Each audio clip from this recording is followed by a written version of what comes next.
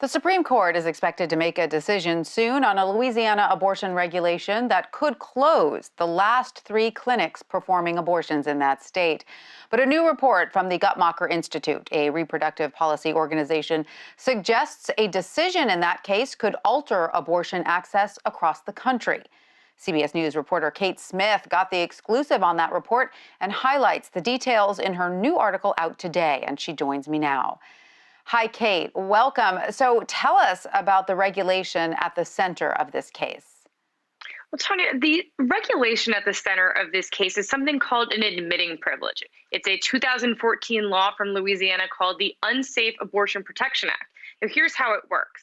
A doctor that performs abortion in Louisiana, according to this law, is required to have admitting privileges at a hospital nearby the clinic that he or she works at. The idea is that if something goes wrong during one of these surgeries, that they're able to admit a patient immediately to a hospital.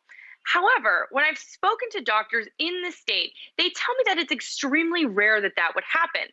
In fact, the plaintiff in this case has only admitted 4 patients in 20 years. Now, that is why most major medical organizations like the American College of Obstetricians and Gynecologists, as well as the American Medical Association, view this kind of law as medically unnecessary.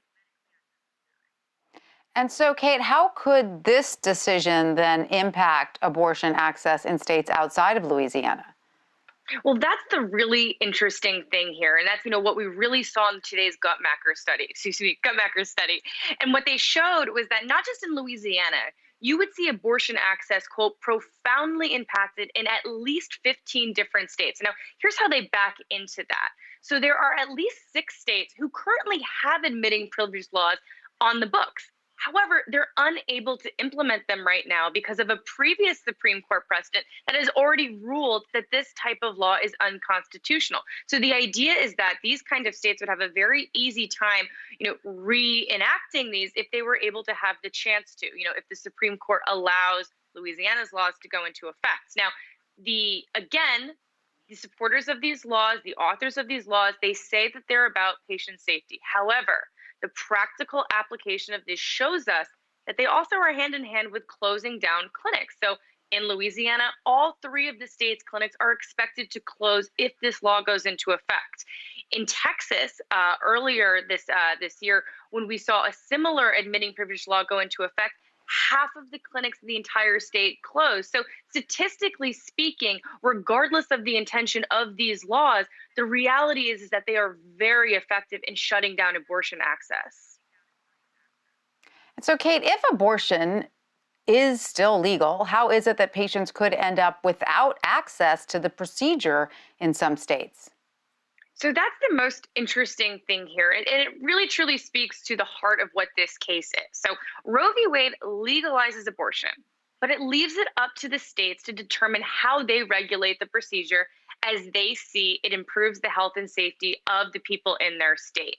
Now, Supreme Court precedent from later says that that regulation can't place an undue burden on the person seeking the procedure. So what the Supreme Court is considering is whether or not an admitting privilege is a fair regulation and doesn't place an undue burden on the patient. Now, the way the court looks at this is that, is this medically necessary? And if so, does the impact that it would have on abortion access outweigh the safety provisions that are in place? Now, when the Supreme Court previously looked at it, here's what they found. They found that it was not medically necessary, in addition to creating a very large undue burden on the patient seeking the procedure. However, that was 4 years ago, and today's Supreme Court looks very different, and we don't know how these new justices will rule on abortion access. But Kate, the Supreme Court did hear oral arguments back in March. What were the key points from both sides then? So the Solicitor General for Louisiana argued that this case has absolutely nothing to do with abortion access. Her argument was very simple. This is a law that protects the health and safety of people seeking abortion in the state. It was very clear cut. However, the attorney for the Center for Reproductive Rights, who is challenging the law, says that, if this law, well, first of all, they say that the law is medically unnecessary. And then second of all, they say, let's say that it is. the impact that it would have if this were to be implemented would be a devastating impact for abortion access in the state and thereby creating an undue burden for patients. Now, the second part of their argument, which is very important, is that the Supreme Court has looked at a nearly identical law out of Texas, Whole Woman's Health versus Hellerstedt. 4 years ago, the Supreme Court ruled on a very similar regulation, found it to be an undue burden. So not only do abortion right defenders argue that it is A, medically unnecessary, B, creates an undue burden, but C, there is already Supreme Court precedent that would say that this law is indeed unconstitutional.